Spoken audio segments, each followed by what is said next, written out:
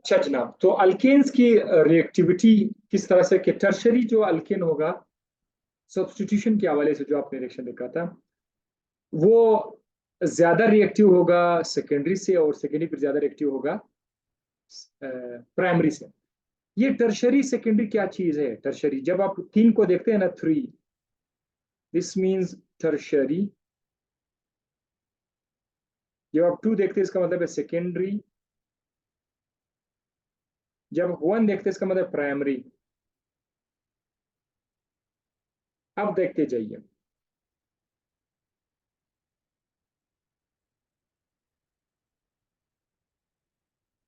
Tertiary में क्या होता है कि अगर एक कार्बन के साथ सिर्फ एक और कार्बन अटैच हूं,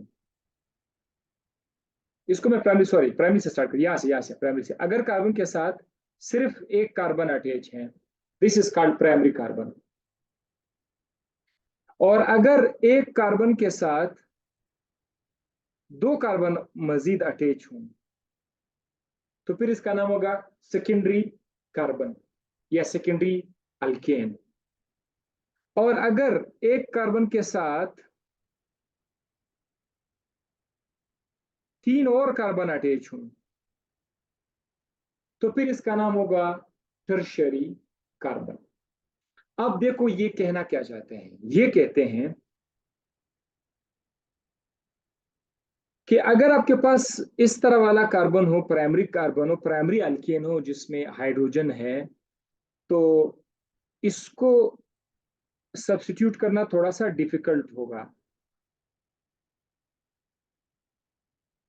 क्योंकि ये लेस रिएक्टिव है। और ये वाला जो केस है, इस तरह का अल्केन है, तो फिर इस हाइड्रोजन को सब्स्टिट्यूट करना थोड़ा बहुत इजी होगा, ये रिएक्शन आसानी से हो सकता है। और अगर यहां पर हाइड्रोजन हो, तो ये मोर इजी होगा ये वाला रिएक्शन।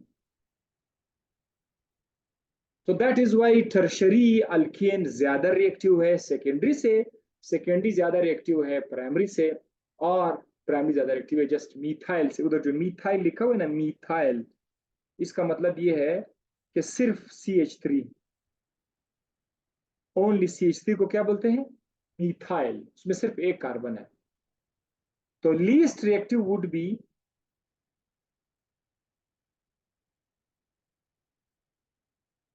मीथाइल, जो है ना, इस हवाले से लीस्ट रिएक्टिव होगा।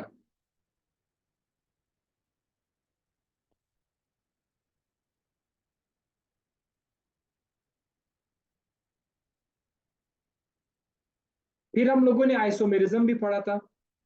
आइसोमेरिज्म का मतलब क्या है? सिमिलर कंपाउंड्स, एक जैसे कंपाउंड्स। इसका डेफिनेशन बुक में जो है, मैं उस बुक के हिसाब से नहीं जाऊंगा क्योंकि कंफ्यूजन आएगी।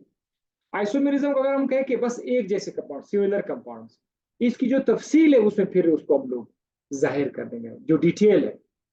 भाई वो कहते हैं कि किस तरह सिमिलर कंपाउंड्स, तो हम बोलेंगे इस तरह similar compounds: stereo isomerism and structural isomerism. कभी कोई हाइड्रोकार्बन स्ट्रक्चर वाइज डिफरेंट होते हैं, लेकिन मॉलिक्यूलर फार्मूला सेम होता है। For example CH3OCH3 and CH3CH2OH।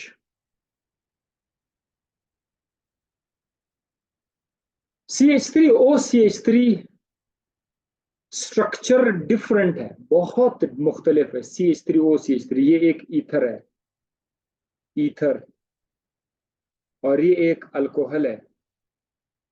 जमीन और आसमान का फर्क है। लेकिन अगर आप इसका फार्मूला चेक करोगे, इसका मॉलिक्यूलर फार्मूला C2H6O है, और इसका फार्मूला जो अल्कोहल है, इसका फार्मूला भी ये C2H6O। तो जैसे ऐसे कंपाउंड जिसका मॉलिक्यूलर फार्मूला तो एक जैसा हो लेकिन स्ट्रक्चर अलग हो, उसको बोलते हैं स्ट्रक्चरल आइसोमेरिज्म। फर्दर डिटेल आपको वीडियो से मिल जाएगा। इसी तरह स्टीरियो आइसोमेरिज्म की तरफ अगर हम देखें, स्टीरियो आइसोमेरिज्म फिर क्या चीज है? स्टीरियो आइसोमेरिज्म में स्ट्रक्चर भी एक जैसा है, मॉलिक्यूलर फॉर्मूला भी एक जैसा है, लेकिन गड़बड़ कहां पर होती है? गड़बड़ होती है कॉन्फ़िगरेशन में। कॉन्फ़िगरेशन का मतलब क्या है? 3 डायमेंशनल स्पेस।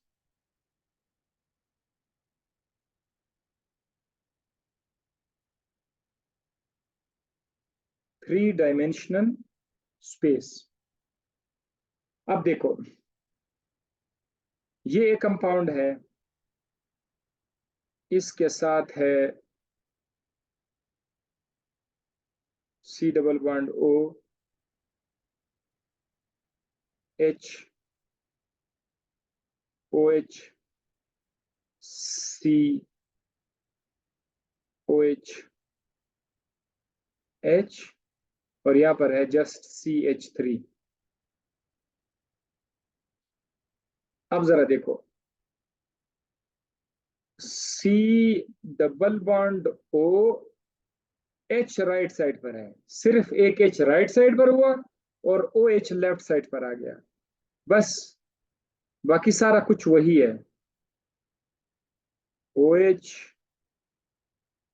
H CH3। इस पर अगर आप गौर करोगे ना, तो देखो इनका स्ट्रक्चर भी एक जैसा है, इनका मॉलिक्यूलर फार्मूला अगर आप लोग टाइम जाया ना करो, खुद देख लो, तो इसमें मॉलिक्यूलर फार्मूला भी एक जैसा है, स्ट्रक्चर फार्मूला भी एक जैसा है, लेकिन ये एक दूसरे से 3 डायमेंशनल स्पेस में डिफरेंट है। स्पेस का मतलब ये है कि कोई एटम राइट साइड पे चला गया, दूसरा लेफ्ट साइड पर, स्पेस के अंदर ही वो मूवमेंट कर लेते हैं, फिर उसे एक नया स्ट्रक्चर आ जाएगा। This is called stereoisomerism. Stereoisomerism का जो फर्दर डिटेल है वो आप लोगों ने देखा होगा या आप देख लोगे, ठीक है, इसको मैं रिकॉर्ड कर चुका हूं। फिर आपके चैप्टर में आएगा एसिमेट्रिक कार्बन या एंड चिरल मॉलिक्यूल। अगर किसी कार्बन के चारों तरफ एक जैसे ग्रुप हो, या कम से कम दो एक जैसे ग्रुप हों, या तमाम के तमाम ग्रुप जो है वो सिमिलर हों, तो उसको बोलते हैं सिमेट्रिक कार्बन। और अगर वो डिफरेंट हो, जरा देखना, यहां पर ओ एच अटैच है, इस तरफ कोई और चीज अटैच है, हाइड्रोजन अटैच है, आप अपनी मर्जी से, बस आपने करना क्या है, आपने कार्बन के आसपास डिफरेंट एटम्स आपने डालने हैं, डिफरेंट समथिंग डिफरेंट। यहां पर आपने CH3 डालना है, यहां पर आपने ब्रोमीन डालना है। अब ये जो कार्बन है जिसके चारों तरफ 4 डिफरेंट ग्रुप्स हैं या एटम्स हैं, इसको बोलते हैं एसिमेट्रिक कार्बन। ए सिमेट्रिक कार्बन।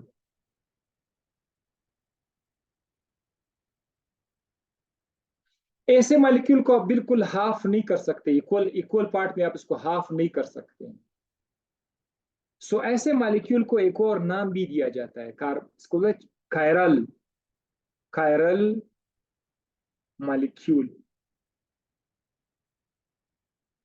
इसका मतलब ये है कि ये जो लफ्ज आपने अभी अभी सुना, कायरल मॉलिक्यूल या चिराल मॉलिक्यूल, ये कैसे मॉलिक्यूल को बोलते हैं? जिस मॉलिक्यूल के अंदर एसिमेट्रिक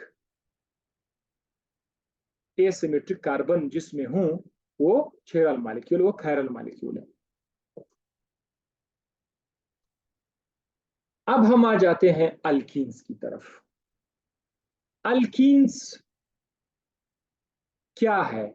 जैसे मैं आपको बता चुका हूं कि carbon carbon carbon, 3 carbon, 2 carbon, 4 carbon, जितने भी कार्बन है, उनमें से कम एक डबल बॉन्ड हो किसी 2 कार्बन के बीच, या एक से ज्यादा डबल बॉन्ड हो, उनको कहा जाता है अल्कीन। कम से कम एक डबल बॉन्ड हो या 2 या 3 हो, लेकिन एक डबल बॉन्ड होना लाजमी है। ऐसे कंपाउंड्स को बोला जाता है अल्कीन्स। ठीक है, अल्कीन्स। आखिर नाम के आखिर में तो देखा लिखा हुआ ईन्स, ईन। अल्कीन। अल्कीन के स्टेबिलिटी पर बात करते हैं कि क्या अल्कीन जो है वो स्टेबल है या नहीं है। तो जब हम अल्कीन की स्टेबिलिटी पर बात करते हैं तो हमारे सामने तीन चीजें आ जाती हैं, थ्री फैक्टर्स।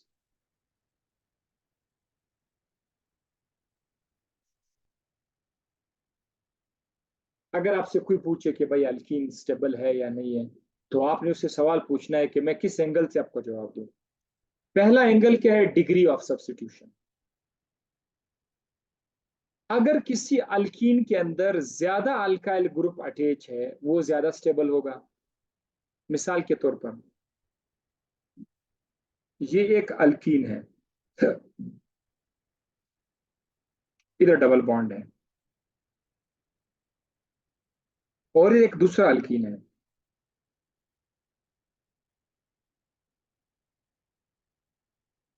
इधर एक डबल बॉन्ड है, और यहां पर एक और अल्कीन है।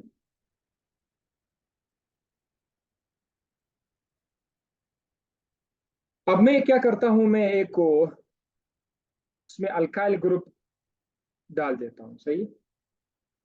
यहां पर मैं एक अल्काइल ग्रुप, अल्काइल का जब लफ्ज आएगा ना, अल्काइल, उसका मतलब ये है कि किसी भी अल्केन से एक हाइड्रोजन रिमूव करना। मिसाल के तौर पर CH4, या अच्छा मुझे अभी इधर याद आया, CH4 क्या है? मीथेन है। METHANE, मीथेन है। अगर इसे एक हाइड्रोजन रिमूव करोगे तो ये क्या हो जाएगा? CH3 हो जाएगा। मीथेन से इसका नाम हो जाएगा मीथाइल। बहुत सारे लोग उसको अल्काइन अल्काइन से कंफ्यूज करते हैं, गलत। मिथाइल, मीथेन से मिथाइल, मीथेन से एक हाइड्रोजन हटाओ मिथाइल बनेगा। इथेन से एक हाइड्रोजन हटाओ इथाइल बनेगा। इनको जनरली अल्काइल कहा जाएगा, अल्काइल, अल्काइल। मिथाइल भी हो सकता है, इथाइल भी हो सकता है, ठीक है। सो मैं यहाँ पर एक अल्काइल ग्रुप ऐड कर लेता हूँ यहाँ पर, बल्कि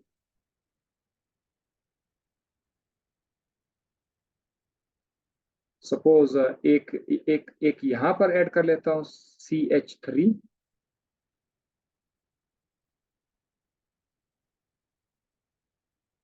एक यहाँ पर ऐड कर लेता हूँ, CH3। एक यहाँ पर ऐड कर लेता हूँ, CH3। और गुंजाइश और कहाँ पर हो सकती है, एक यहाँ पर ऐड कर लेता हूँ, CH3। इसमें बहुत ज्यादा अल्काइल ग्रुप्स हैं। जितने ज्यादा अल्काइल ग्रुप्स होंगे उतना ही ये ज्यादा स्टेबल होगा, मोर स्टेबल।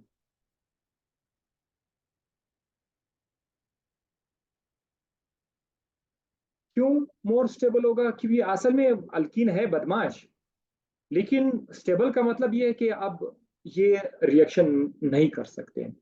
क्यों नहीं कर सकते हैं? क्योंकि इनके ऊपर बहुत ज्यादा बल्की ग्रुप्स है। एक तो केमिस्ट्री में आपको ये बल्की लफ्ज नहीं, बल्की ये मतलब रश्कश है, रश्कश है। अटेक, अटेक वाला जगह कहां पर है? जिधर हम अटेक करना चाहते हैं, अटेक वाला जगह तो ये डबल बॉन्ड है, ये वाला है। तो डबल बॉन्ड के आसपास बहुत सारे बल्की ग्रुप्स है। एक मिथाइल रश्कश लगा हुआ है, तो जो अटैक कर रहा है वो तो अटैक नहीं कर सकता। इसके लिए याद रखिए, हम एक और लफ्ज भी इस्तेमाल करते हैं, गौर से सुन लो। इसके लिए एक और लफ्ज स्टेरिक हिंड्रेंस भी बोलते हैं, स्टेरिक, STEARIC, स्टेरिक हिंड्रेंस। कि किसी कंपाउंड के अंदर जिधर आप अटैक करना चाहते हैं, उसके अटैक के आसपास जिधर आप अटैक करना है, और भी ग्रुप्स है, कशकश लगाया हुआ होता है, जगह तंग है, तो उधर आप अटैक नहीं कर सकते। इसको बोलते हैं स्टेरिक हिंड्रेंस। एक बंदा है, वो आपसे बहुत दूर है, बीच में बहुत लोगों का रश है, आप जाके उसको पकड़ना चाहते हैं, क्राउड है, बहुत सारा क्राउड जगह है, तो क्राउड में आप फंस जाएंगे, उस तक पहुंचने के लिए आप कैसे पहुंचेंगे? लेकिन अगर रश कश नहीं हो तो उस बंदे को आप आसानी से पकड़ सकते हैं, बशर्ते कि आप तेज भाग सकते हो। सो यहां पर भी ये जो लफ्ज है बल्कि ग्रुप्स, अगर कहीं पर आपको नजर आ जाए ना, बल्कि ग्रुप्स, BULKY, बल्की ग्रुप्स। वो दरअसल बहुत सारे CH3 CH2 ग्रुप जो है वो आ रहे हैं, उसको बल्क कहते हैं, ठीक है। तो अगर किसी अल्कीन में बल्की ग्रुप्स है, यानी सब्स्टिट्यूशन उसमें बहुत ज्यादा हुआ है, बहुत ज्यादा अल्काइल ग्रुप्स में ऐड हो गए हैं, तो उस वक्त जो है वो ज्यादा स्टेबल होगा बनिस्बत उसके जिसमें कम बल्की ग्रुप्स है। जैसे टेट्रा ज्यादा स्टेबल है ट्राई से, ट्राई फिर ज्यादा स्टेबल है डाई से जिसमें सिर्फ दो अल्काइल ग्रुप्स है, और वो फिर ज्यादा स्टेबल है मोनो से जिसमें सिर्फ एक अल्काइल ग्रुप है। तो that this is the reason, ये एक रीजन है, ठीक है, डिग्री ऑफ सब्स्टिट्यूशन। अगर आपसे पूछा जाए कि अल्कीन्स में से कौन सा अल्कीन स्टेबल है, तो आप सबसे पहले उससे ये पूछो कि कौन सा अल्कीन की बात कर रहे हैं आप ऐसा अल्कीन की बात करें जिस पर टेट्रा अल्काइल है, या जिस पर ट्राई अल्काइल अल्काइल है, या डाई अल्काइल है, या मोनो अल्काइल है, तो आपने उससे ये पूछना है, ठीक है। फिर आप डिसाइड कर सकते हैं कि ये स्टेबल है या स्टेबल नहीं है। दूसरी बात क्या है स्टेबिलिटी के हवाले से, अल्कीन की स्टेबिलिटी के हवाले से, वो है स्टीरियोकेमिस्ट्री। जब आप आइसोमेरिज्म को तफसील में जाके पढ़ेंगे तो आपको एक तरह का आइसोमेरिज्म मिल जाएगा जिसमें कार्बन और कार्बन के बीच एक डबल बॉन्ड होता है। इसकी दो आइसोमर हो सकते हैं। एक आइसोमर ऐसा है कि डबल बॉन्ड के एक साइड ऊपर सिमिलर ग्रुप्स आते हैं। सपोज यहां पर CH3 है, यहां पर भी CH3 है, यहां पर हाइड्रोजन है, और यहां पर भी हाइड्रोजन है। तो सिमिलर ग्रुप्स एक साइड पर आ गए। This is called cis isomer, इसको बोलते हैं सिस आइसोमर। अब मैं बिल्कुल इसी तरह का कंपाउंड लिख लेता हूं, लेकिन उसमें यह है कि यहां पर अगर CH3 डबल बॉन्ड के ऊपर है, तो दूसरा जो CH3 है वो डबल बॉन्ड के नीचे है, मतलब एक ऊपर एक नीचे है। अब एक हाइड्रोजन यहां पर आया, एक हाइड्रोजन यहां पर आया।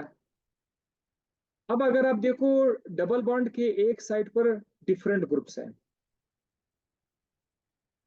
इधर अगर आप इसको देखो, इस हाइड्रोजन को देखो और इस CH3 को देखो, ये डिफरेंट ग्रुप्स हैं। कार्बन के ऊपर, कार्बन कार्बन डबल बॉन्ड के ऊपर डिफरेंट ग्रुप्स हैं। सो यहां पर कार्बन कार्बन डबल बॉन्ड के ऊपर डिफरेंट ग्रुप्स हैं। इसको बोलते हैं ट्रांस आइसोमर। और ये वाला जो है ना, यहां पर अगर आप देख सकते हैं सिमिलर ग्रुप्स है डबल बॉन्ड के, इसको बोलते हैं सिस आइसोमर। दोनों अल्कीन है, लेकिन इसमें स्टेबल कौन सा होगा? ये ट्रांस ज्यादा स्टेबल होगा।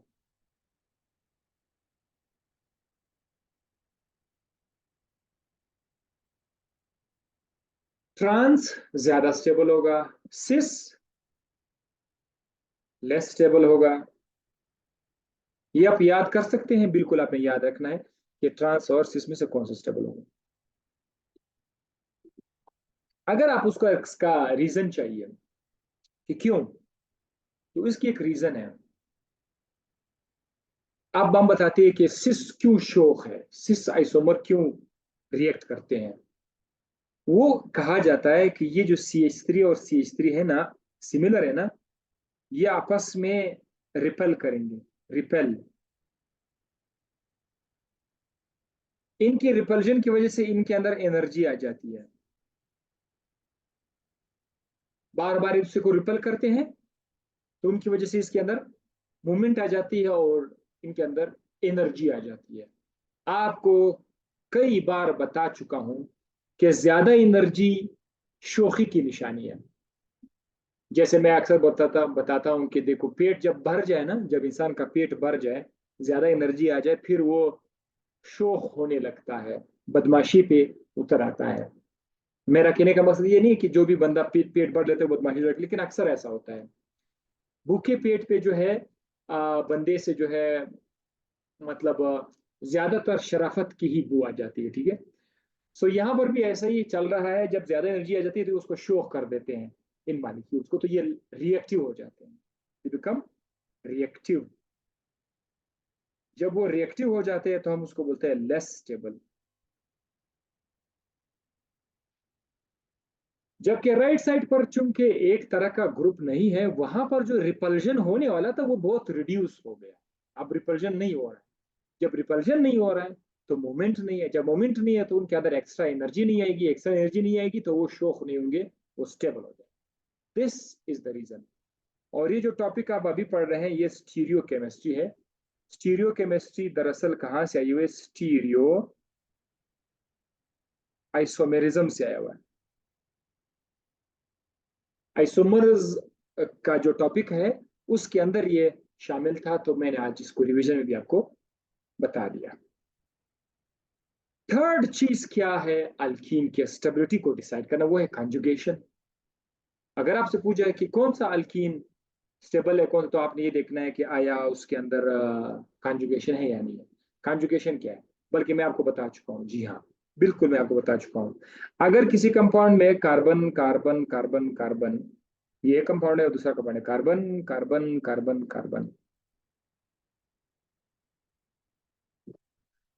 इस कंपाउंड में एक डबल बॉन्ड यहां पर है, दूसरा डबल बॉन्ड यहां पर है, और फिर सिंगल बॉन्ड यहां पर है। जबकि इसमें यहाँ पर सिंगल बॉन्ड है, यहाँ पर डबल बॉन्ड है, और यहाँ पर फिर सिंगल बॉन्ड है। सिंगल बॉन्ड के बाद डबल बॉन्ड आया, डबल बॉन्ड के बाद सिंगल बॉन्ड आया, इसको बोलते हैं कंजुगेशन।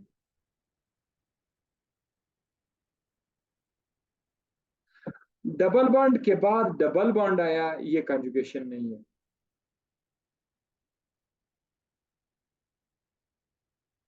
या फिर इस तरह है, कार्बन कार्बन, इधर डबल बॉन्ड यहां पर है, फिर कार्बन, फिर सिंगल बॉन्ड, फिर सिंगल बॉन्ड, फिर कहीं और पर जो है डबल बॉन्ड है। तो यहां पर दो डबल बॉन्ड बेशक है, लेकिन एक के बाद फौरन नहीं आ रहा है। अब देखो, single bond, double bond, single bond, single bond, single bond, फिर डबल बॉन्ड आ रहा है, तो इसमें कॉन्जुगेशन नहीं है। जिसमें कॉन्जुगेशन है वो स्टेबल है। जिसमें कॉन्जुगेशन है वो स्टेबल है।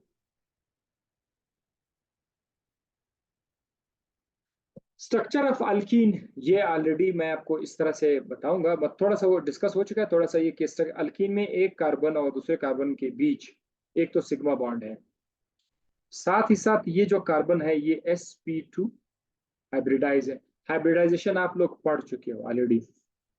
ये sp2 हाइब्रिडाइज है।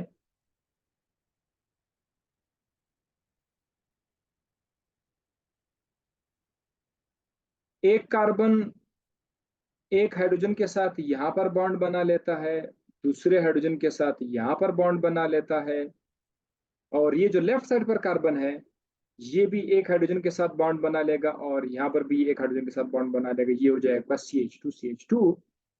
इसके अलावा यहाँ पर बनेगा एक पाई बॉन्ड।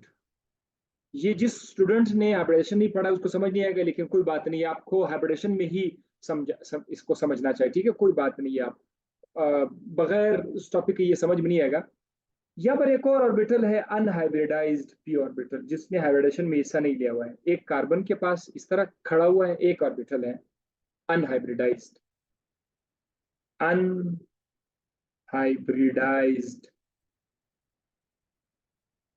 पी ऑर्बिटल,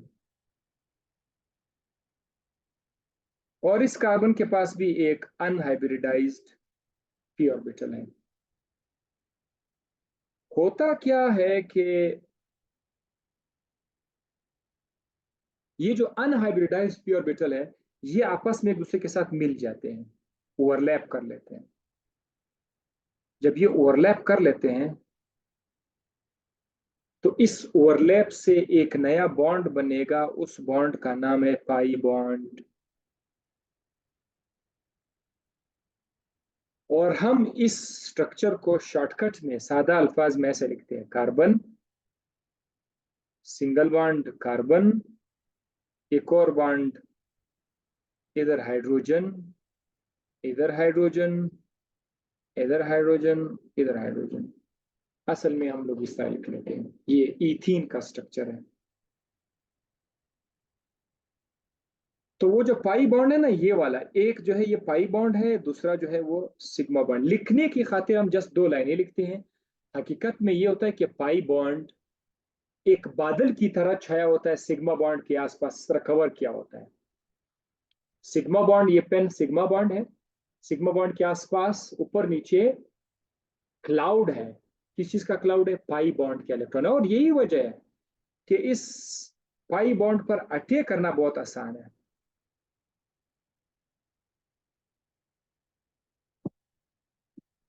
ठीक है, हो गया। Next is preparation of alkenes. Alkenes को हम लोग बना सकते हैं। जवाब जी हाँ, आप लोग बना सकते हैं दो तरीकों से। एक अल्कोहल से बना सकते हैं और दूसरा अल्काइल हैलाइड से बना सकते हैं। जरा देखते हैं अल्कोहल से कैसे। अगर अल्कोहल को से बनाना हो तो आपको अच्छा खासा हीट देना पड़ेगा, एक बात याद रखिएगा। और आपने एक कैटलिस्ट भी इस्तेमाल करना होगा, एल्यूमिनियम ऑक्साइड। देखो Al2O3 एल्यूमिनियम ऑक्साइड, आप ऑक्साइड ऑलरेडी आप पढ़ भी चुके हो। और साथ साथ आप लोग H2SO4 भी यूज कर सकते हैं। टॉपिक का नाम क्या होगा? Dehydration of alcohol. डिहाइड्रेशन का मतलब क्या है? डी का मतलब क्या है? डी, डी का मतलब है रिमूव। हाइड्रेशन का मतलब क्या है? Water H2O। तो पूरा मतलब क्या हो जाएगा? अल्कोहल से पानी को निकालना, अल्कोहल से पानी को निकालना। अभी देखो मैं एक अल्कोहल लिख लेता हूं, CH3, CH2OH। ये एक अल्कोहल है। वैसे आप लोगों ने फंक्शनल ग्रुप में ये अल्कोहल भी पढ़ा होगा। फंक्शनल ग्रुप आपको किस चैप्टर में मिला था? फंडामेंटल्स ऑफ ऑर्गेनिक केमिस्ट्री, ठीक है। वहां पर आपको फंक्शनल ग्रुप, तो ये एक अल्कोहल का कंपाउंड है, इसमें OH मौजूद है। CH3 CH2 के साथ OH जब आ जाए ना तो ये अल्कोहल है। अब हम इसको बताने के लिए तो इसको खुला करके लिख लेते हैं, ठीक है, ओपन करके लिख लेते हैं ऐसे। CH3 को ऐसा लिखेंगे। ऑर्गेनिक केमिस्ट्री के अंदर जो मजेदार पॉइंट है वो ये है कि जब भी आपको दिल करे आप हाइड्रोजन का बॉन्ड शो ना करो, डायरेक्ट CH3 लिख दो। या जब आपको लगे कि यार अब मैंने स्टूडेंट को बताना है कि इधर गड़बड़ है, तो फिर वो शो किया जाता है। बॉन्ड शो, जहां अभी मैंने बॉन्ड शो किए हुए, CH3 सिंगल बॉन्ड, CH2OH। अब देखो जब आप उसको गर्म कर लेते हैं, गर्म कर लेते हो, कैटलिस्ट इस्तेमाल करोगे, उसकी वजह से क्या होगा देखते जाइए।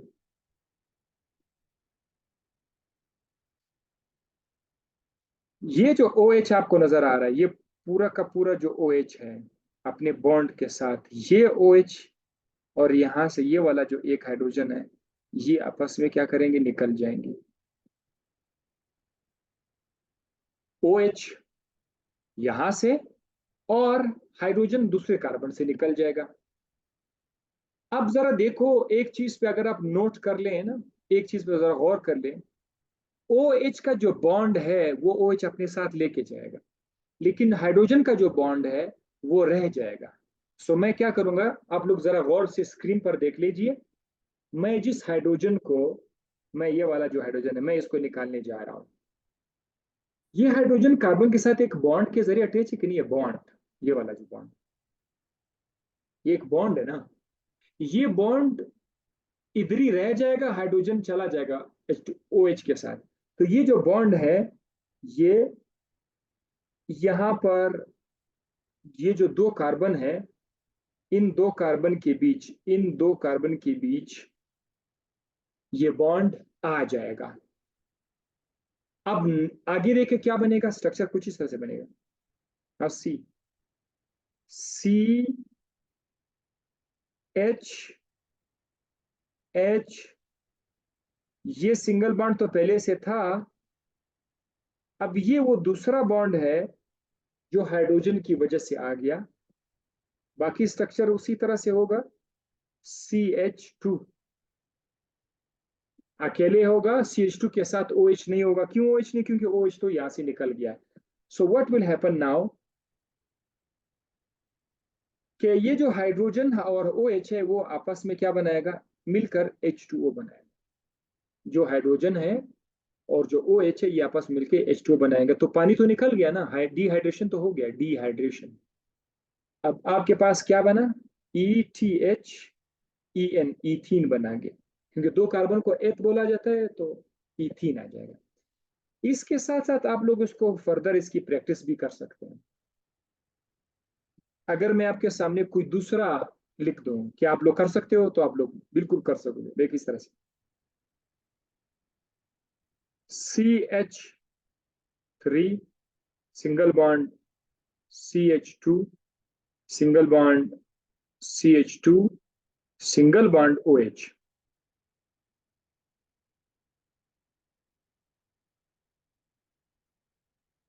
ये क्या है?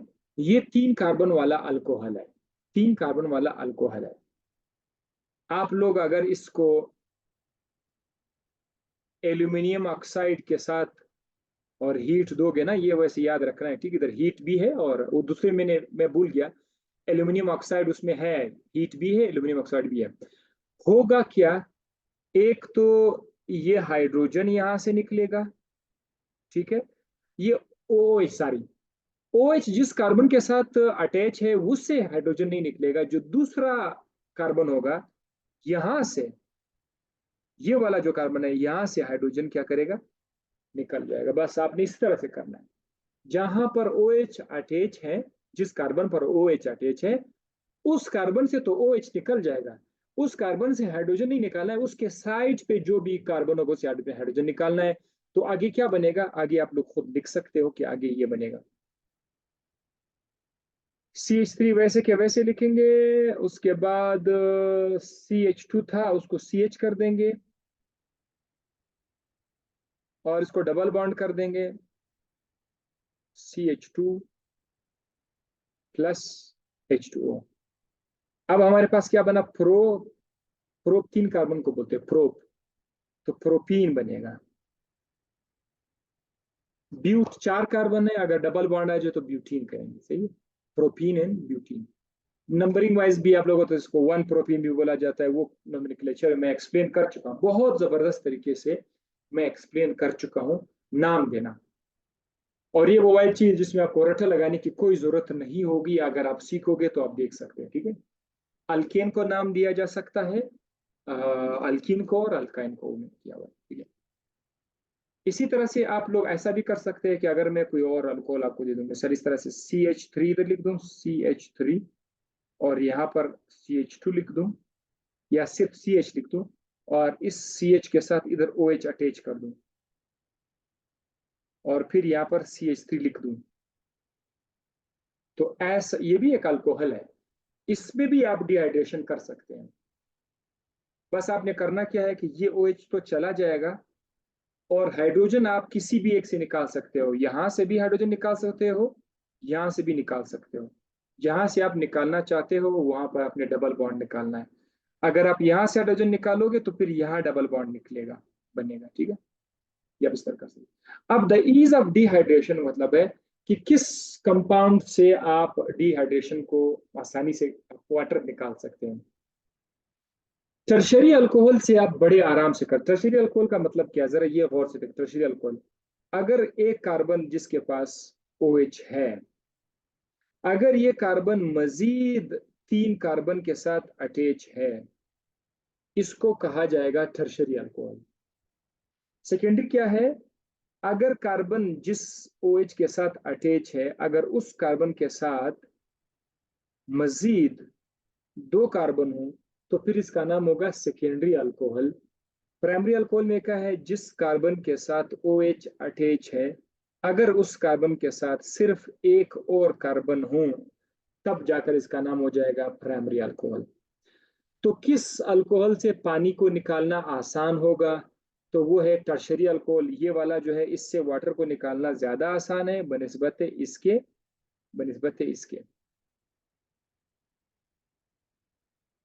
अब डिहाइड्रोहेलोजिनेशन ऑफ अल्काइल हैलाइड, ये एक दूसरा प्रोसेस है जिसमें आप अल्काइल हैलाइड से डिहाइड्रोजिनेशन भी कर सकते हैं। डिहाइड्रो का मतलब, डी का मतलब क्या है? निकालना। हाइड्रो का मतलब क्या है? हाइड्रोजन।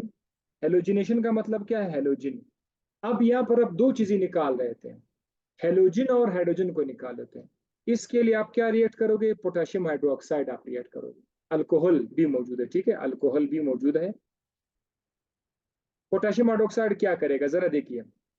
एक पोटेशियम जो है वो एक्स अपने साथ लेके जाएगा, ठीक है, जबकि दूसरा जो एच है ये ओ एच के साथ जाएगा और बीच में जो है एक बॉन्ड बनेगा। सो लाइक दिस, ये वाला जो हेलो जिधर हेलोजन अटैच है वो पूरा का पूरा चला जाएगा और एच बिल्कुल उसी अंदर से चला जाएगा। मैं आपको बताता हूँ, वो यहाँ पर आके बॉन्ड बनाएगा।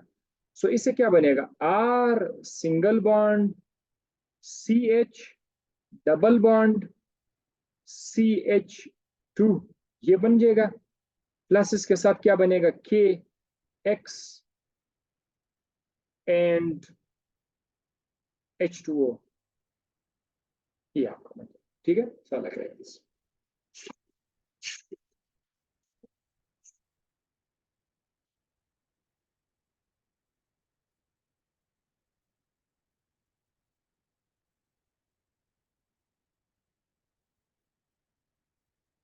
ये जो आपके सामने लिखा हुआ ये क्या चीज? ये अल्काइल हैलाइड है, ठीक है, अल्काइल हैलाइड, सही। सो अल्काइल हैलाइड से आप लोग हाइड्रोजन और हेलोजन दोनों को निकाल सकते हैं, ठीक है। ये बात ऑलरेडी मैं बता चुका हूं, ठीक है। अल्कीन क्यों रिएक्टिव है, वो शुरू में जब मैं अल्केन का बता रहा था उधर ही ये डिस्कस हो चुका है, ड्यू टू पाई बॉन्ड। आप लोग एक रीडिंग दे दो तो आपको ये सब सारा यहाँ पर समझ आ जाएगा। तो मैं वापस यहाँ पर आ जाता हूँ, टाइम भी खत्म होने वाला है, आज के लिए इतना ही काफी है। आप लोगों को मैं थोड़ा और टाइम दे रहा हूँ ताकि आप लोग प्रॉपर तरीके से जितना मैं बता चुका हूँ वो आप लोग कर लें।